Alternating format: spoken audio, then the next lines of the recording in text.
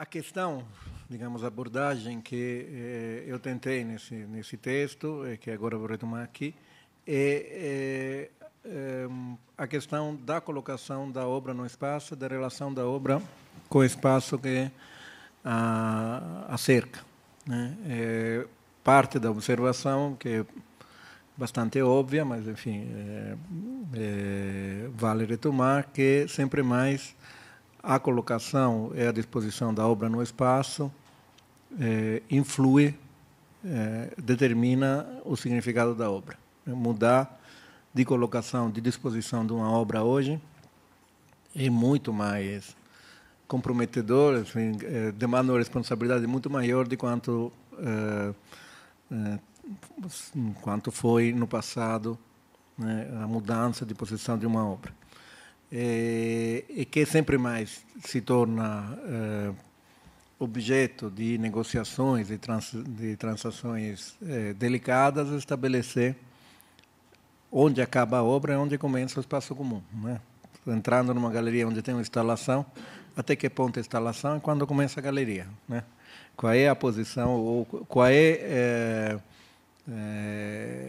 o momento em que eu deixo de estar num espaço comum e estou naquilo que, num texto já antigo do Alberto Tassinari, chamado do espaço em obra. Né? O espaço que não necessariamente está dentro da obra fisicamente, mas que é ativado pela obra. Né? Que adquire novo significado pelo fato que lá está uma obra. Então, o que eu tentei fazer nesse texto, e que eu vou tentar retomar aqui, é estabelecer um pouco uma genealogia desse problema. Quando é que isso começa a virar uma questão problemática e por que começa a virar uma questão problemática, se é possível fazer uma espécie de nova narrativa, ou, enfim, esboço de narrativa da arte moderna a partir desse ponto de vista específico, né? Que é da maneira, da disposição, da colocação pela qual a obra é mostrada. Ao fazer isso, eu vou também abordar questões que dizem respeito não apenas à maneira como a obra é mostrada e colocada no espaço, mas também como muda a maneira de colocar no espaço, de significar no espaço outro tipo de objetos, ou mercadorias, quer dizer, a mudança da nossa relação da relação entre espaço e objeto no período moderno. Né? Isso sempre porque acho que, obviamente, tem relações fortes entre essas duas questões. Obviamente, vamos falar apenas da arte moderna, mas para começo de conversa, para esquematizar de maneira muito geral, existem 3 fases, mais ou menos, por consenso geral, em que a gente pode dividir esse problema. Uma primeira fase é anterior à Renascença, é o momento em que a obra de arte, pintura em particular, mas escultura também, é apenas um objeto entre outros objetos. Né? Elas é uma tábua em que são figuradas estas figuras, que pode ter um valor que transcende o lustre ou a qualidade da feitura, mas esse geralmente é um valor de tipo religioso, né? Ou celebrativo. Né? Pode ser uma relíquia, pode ser um objeto que tem uma história que enobrece, enfim, por quem pertenceu, ou coisa desse tipo, mas, em geral, ela não é um objeto como os outros objetos. Né? Conceitualmente, uma pintura como essa, que é a Anunciação do Simone Martini, não difere de outros objetos que estão no espaço. O problema da sua colocação do espaço não existe na medida que, embora aqui seja simulado, como vocês podem ver, um piso em que apoiam os personagens, e seja simulada na moldura uma espécie de varanda, né, em que eles poderiam pensar que eles estão colocados, isso o pintor não tem nenhuma preocupação em fazer acreditar que dentro desse quadro, de fato, tem um espaço diferente da sua consistência material, de um painel de madeira recoberto de ouro, né? os elementos perspectivos são apenas indicados, né? Não tem nenhuma preocupação dele fazer-nos acreditarmos que existe de fato uma sala em que a história está se desenvolvendo. Vocês reparam, por exemplo, a descontinuidade entre os dois santos laterais e a cena no meio, né? Eles não estão no mesmo espaço, né? Os painéis laterais representam os santos, no meio representada a Anunciação, e a relação é conceitual entre eles, né? E mesmo esses arcos na frente, embora remetam a aquilo que poderia ser uma janela, na verdade são apenas indicados, né? É quase um estojo em que um objeto particularmente precioso é colocado do que imita uma casa, uma arquitetura, né? Porque os estojos, os baús, os escrinhos tendem a imitar casas, castelos, né? Igrejas na tradição medieval, do que uma tentativa de criar uma ilusão de que o espaço que está dentro do quadro é diferente, está em outro lugar do que o espaço em que nós estamos. Esse é um objeto que está no espaço com algumas indicações de uma história que aconteceu em outro espaço. Mas esse espaço não é presentificado pelo objeto, né? É apenas indicado. Se vocês vão na próxima, esse é um político do Mantegna que se chama, quer dizer, conhecido como Retábulo di San Zeno, pelo nome da igreja onde se encontra, em Verona, onde ainda hoje se encontra. Aqui a situação é completamente diferente, né? Porque, evidentemente, esse espaço que é representado no espaço ilusionista, e chega ao ilusionismo de criar uma mediação pela qual o espaço prossegue além da tela, né? Tem essas colunas, esse frontão, que continuam, inclusive os pilastras, as colunas são apoiadas em pilastras que são pintadas, as colunas são de madeira dourada. E depois essa série de pilastras e colunas continua dentro do quadro, né? O que aconteceu entre esses dois quadros? A distância não esse de meados do século XV, o anterior é um pouco antes de meados do século XIV, um século de passagem, né? Mas entre essas duas obras tem a reivindicação por parte dos artistas que a atividade que eles desenvolvem é uma atividade de tipo liberal, é uma atividade de tipo intelectual. Isso significa que eles não fazem objetos, eles contam histórias, eles apresentam ideias, como os literados, como os cientistas. A divisão medieval entre artes liberais e artes mecânicas era a seguinte: artes liberais produzem pensamentos, artes mecânicas produzem objetos, né? Então, as artes liberais são matemática, aritmética, geometria, música, astronomia, música porque como composição, não como execução no instrumento.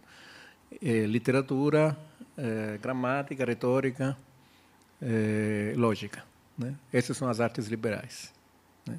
São aquelas que são possíveis fazer sem o recurso mecânico da matéria, né? É apenas um produto do pensamento. As artes mecânicas são aquelas que demandam alguma matéria que é construída. Então, a pintura é uma arte mecânica porque é o uso de matérias coloridas em cima de uma matéria que é uma madeira dourada ou o que for, né? A anterior, a de Simone Martini, a Anunciação que vimos, é um produto artesanal, é um objeto extremamente refinado. Simone Martini era um homem, inclusive, extremamente prestigiado, amigo do Petrarca, um homem que frequentava a alta aristocracia, não é que fosse desprezado, mas era um artista mecânico, né? O Mantegna é quase um historiador, é um artista liberal. O que essa ideia que a pintura, a escultura, em geral o que nós hoje chamamos de belas artes, são artes liberais, cria um problema, porque aí a divisão não funciona mais. É possível fazer arte liberal produzindo objetos. Então, esses objetos são, ao mesmo tempo, coisas e pensamentos. Daí a famosa definição do Leonardo, coisa mental, né? A pintura é uma coisa mental, né? Embora eu até hoje ainda não consegui encontrar onde exatamente ele disse isso. É aqui que me citasse exatamente a passagem. Mas isso, enfim, é atribuído a Leonardo, e poderia se citar outras passagens menos fortes, menos sintéticas, mas que dizem mais ou menos a mesma coisa, do Michelangelo, do próprio Leonardo, enfim. Dizer que uma coisa é uma coisa mental significa dizer que ela se situa entre dois mundos, o mundo dos objetos materiais e o mundo do pensamento.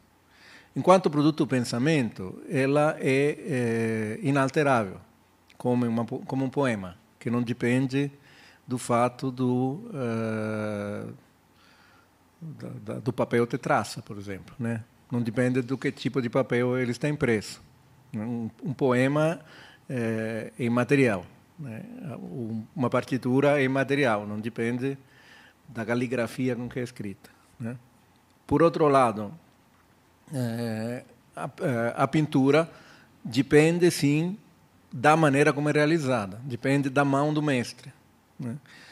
E, estranhamente, essa mão do mestre, essa presença do mestre na produção do objeto, independe, mantém um valor, apesar do fato que a pintura, como qualquer objeto material, passa por variações, é estragada, depois restaurada, né? Mas o valor permanece igual. Se você pensar, por exemplo, na Santa Ceia do Leonardo, que chegou a ser quase irreconhecível, agora foi restaurada, né? Mas não é que deixou de ser a Santa Ceia do Leonardo num período que era quase ilegível. Ela continua tendo esse valor porque ela é a testemunha do pensamento do mestre, da capacidade extraordinária do mestre de representar, através de uma ação manual, um pensamento. O que se valoriza, então, na Renascença da obra é o fato que ela é um pensamento coisificado, né? É um pensamento que se realiza num objeto. E esse objeto se torna uma coisa estranhíssima, uma espécie de mina vagante, um pensamento ocidental, porque ele não é nem objeto nem pensamento. Não é pensamento porque, se fosse apenas pensamento, seria suficiente repetir o mesmo pensamento para produzir cópias infinitas, quanto vale só aquela que é original, né, que o mestre realizou. Então, vale aquela como objeto singular. Mas esse objeto singular, de certa maneira, é impassível à passagem do tempo, às transformações, né, às condições exteriores, né? Se torna algo como um objeto que é mentalizado dentro do espaço físico. Então, isso cria um problema, um corolário, um problema secundário, que é a borda do objeto, né? É a borda do objeto onde o objeto revela a sua passagem, o ponto onde ele é pendurado na parede, né? O ponto onde acaba a madeira e começa a parede, né? A quina, né, em que o objeto deixa de ser pintura e volta a ser madeira, né? Tem um ponto em que ele deixa de ser pintura, um limite, né, em que é um objeto em madeira você pode transportar, etc. Madeira ou tela. A Renascença criou esse problema, mas criou também a solução, porque na Renascença que começa a ter, de fato, uma cultura da moldura e do pedestal. Da moldura para a pintura e do pedestal para a escultura, evidentemente. Ou seja, a moldura tem justamente essa função. Vimos como é a moldura no Simone Martini, é quase um estojo, né? Quase uma ornamentação para impressionar a obra. A moldura aqui, agora, na Renascença, passa a ter a função de trabalhar essa mediação, esconder essa mediação entre o espaço real do mundo e o espaço fictício, imaginativo, mental da pintura. Coisa que essa pintura em particular faz de uma maneira extremamente elaborada. Esse é talvez um dos casos mais escandalosos, né, de pensamento, sofisticação no pensamento dessa mediação. Obviamente, o Mantegna não só pinta o quadro, como desenhou a moldura. A moldura faz parte do quadro. Em geral, na Renascença, as molduras são feitas para o quadro, para um quadro específico. Né? São desenhadas, não sempre do próprio artista, mas são pensadas juntas, né, ao quadro. Nesse caso, o que ele tenta fazer? Aliás, consegue muito bem. Criar uma mediação gradual entre um espaço real, que é o espaço onde essa pintura é colocada, uma igreja, e um espaço clássico, que obviamente não era o espaço igreja, a igreja era uma igreja ainda gótica, né? É um espaço clássico em que você entra aos poucos, né? Essas colunas que são de madeira, olhe, por exemplo, a sofisticação, inclusive pensando naquele santo anterior do Simone Martini, desse santo aqui, que está apoiado na pilastra e faz sombra na pilastra, e a coluna, obviamente, é sombreada do lado do santo, né? Porque a iluminação vem na frente, né? Que significa que tem quase uma prossecução de sombra entre a pilastra e a coluna verdadeira, né? Quer dizer, essa pilastra, essa coluna fazem um conjunto, e a impressão, se você olhar aqui embaixo, é que o santo está na frente da coluna, né?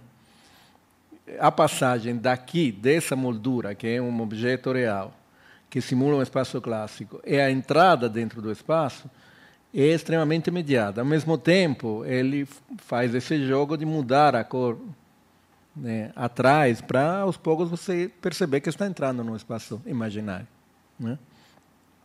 Mas a relação, esse espaço em que a Nossa Senhora está com os santos, que é um espaço ideal, evidentemente, que ele é chamado na época de Sagrada Conversação, né? Como é o paraíso onde está a Nossa Senhora com todos os santos, e finalmente eles vivem, digamos, da pura contemplação um dos outros, né? E com atrás uma paisagem, enfim, o espaço é clássico, com referências, série de referências cultíssimas em todos os detalhes, as frutas, etc. É uma maneira de fazer com que exista um espaço intermediário que media essa transição, que seria complicada, entre o espaço físico e o espaço da obra. Nem sempre as coisas não estão elaboradas assim, mas quase sempre há essa preocupação, de maneira mais ou menos determinada.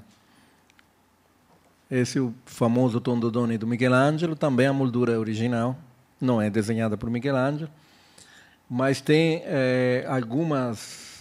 tem dois recursos aqui.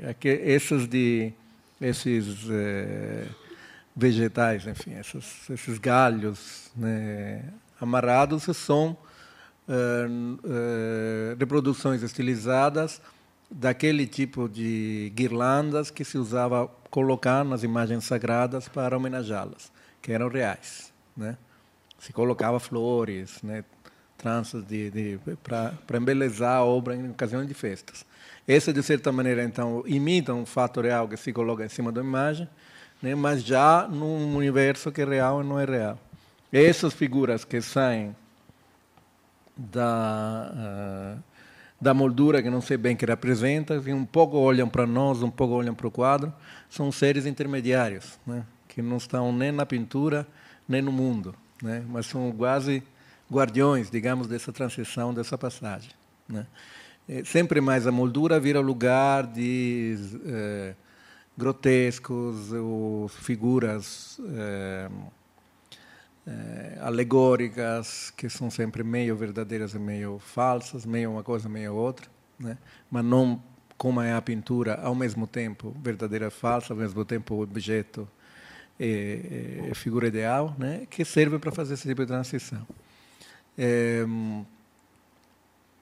Se vocês pensarem, mesmo as molduras mais simples, você compra um moldureiro, ainda tem algo dessa preocupação, né? Geralmente sempre tem uma chanfradura para recuar gradativamente e entrar na pintura, né? O mesmo fato que você corta os cantos obliquamente significa que a moldura aponta para dentro, né?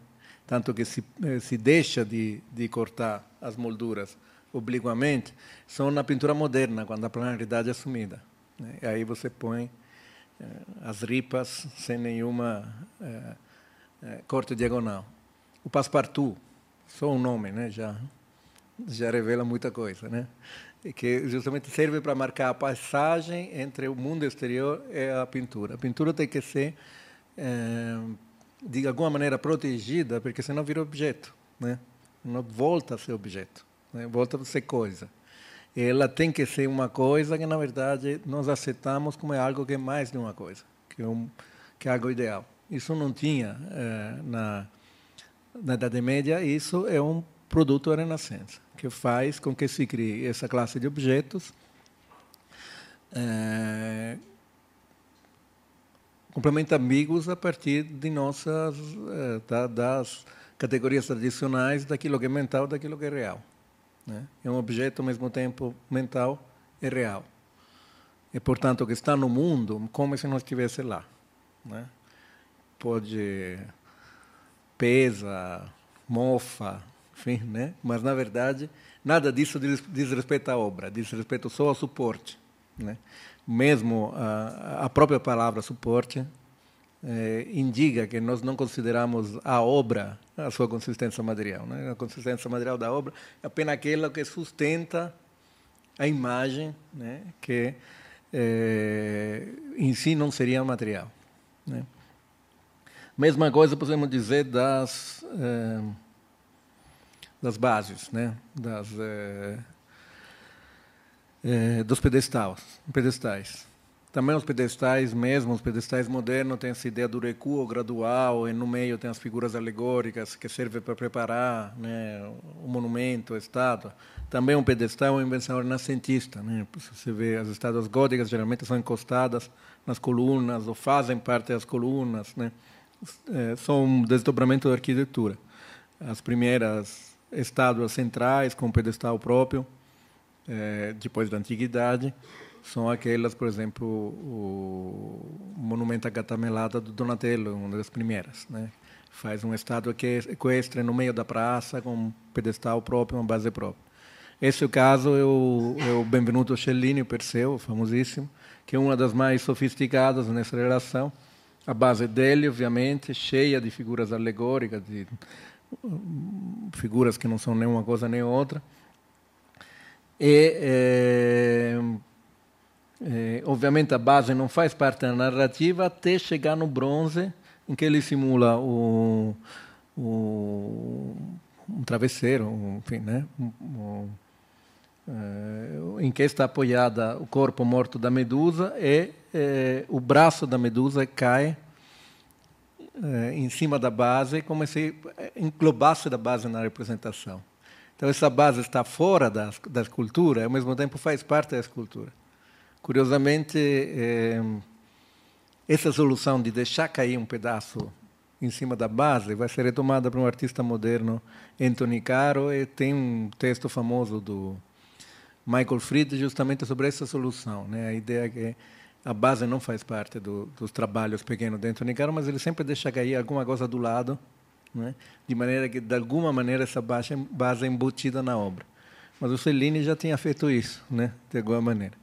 Então, olhando para essa estátua, obviamente, a parte em bronze pertence ao mundo imaginário, a base pertence à loja de Florença, à varanda de Florença, onde ela está colocada, mas, de alguma maneira, a transição é graduada.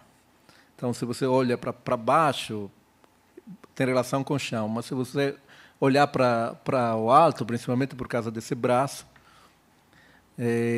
ela começa a entrar na narrativa. E essas figuras que estão na base são figuras monstruosas, são aquela divindade romana que tem um monte de mamas, né, que é uma figura da fertilidade. Em cima tem uma espécie de hipocampo, e por aí vai. São figuras que fazem a transição entre o mundo real e o mundo imaginário, né, introduzindo esses personagens compostos, ambíguos, alegóricos, né, montados com pedaços diferentes. São quase a própria imagem dessa transição, dessa divisão entre dois mundos. Então,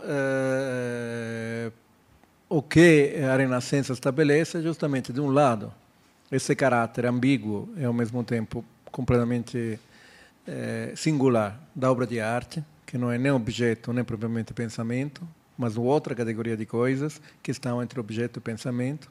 E, por outro lado, estratégias para fazer a mediação entre esses dois mundos, porque, afinal, esse objeto tem que ser colocado em algum lugar, né?